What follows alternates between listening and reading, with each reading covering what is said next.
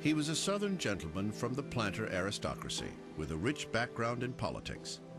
He'd served in the House of Representatives and the Senate, been governor of Virginia, and was a consummate Washington insider.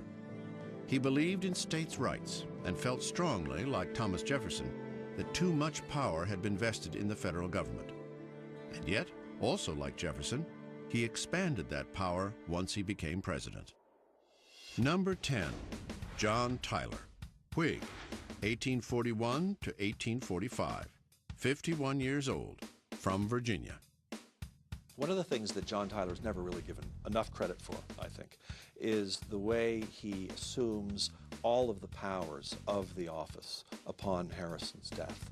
He gives an inaugural address 3 days after he takes the oath of office and essentially sends a message to members of the Whig Party and to the nation at large that he is in charge. And he proves that in the years that follow.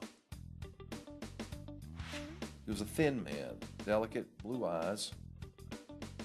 He felt that Congress should make policy, and this gave many the impression of him being weak. And this was a great misconception. John Tyler of Virginia turned out to be his own man with his own political agenda, which surprised everyone. This became apparent from the get-go when Tyler faced immediate challenges to his newfound authority.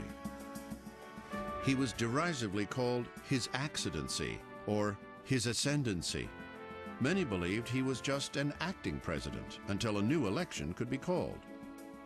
Even the members of his cabinet, which was really Harrison's cabinet, tried to muzzle Tyler's claim to power.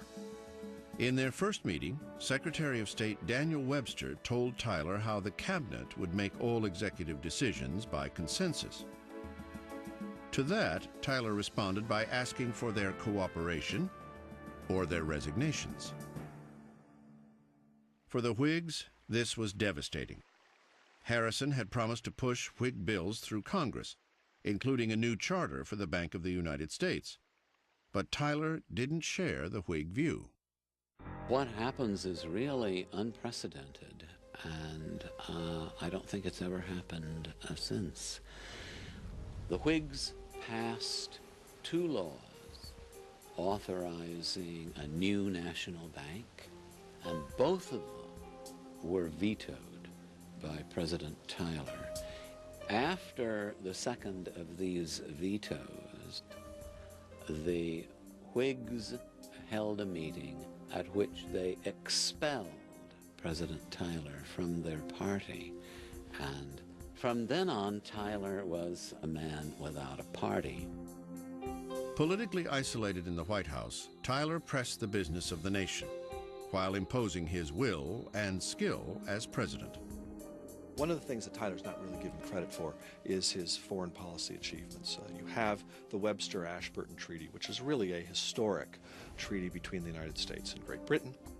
This treaty settled the disputed border between the United States and Canada, which was still a British possession. You also have the annexation of Texas, which is very controversial. Tyler took it upon himself to sign a treaty with the new Republic of Texas. But the treaty was immediately rejected by the Senate. That didn't stop Tyler. He cleverly asked for a joint resolution of Congress, and that passed. Unfortunately, it didn't improve Tyler's sagging political popularity. I don't really think there was any chance for Tyler to win a second term. He certainly thought about it. I think he wanted it. But the Whigs would have nothing to do with him by 1844, and the Democrats just simply didn't trust him. So he gracefully bows out. It becomes clear that the Democrats have nominated an expansionist like James K. Polk.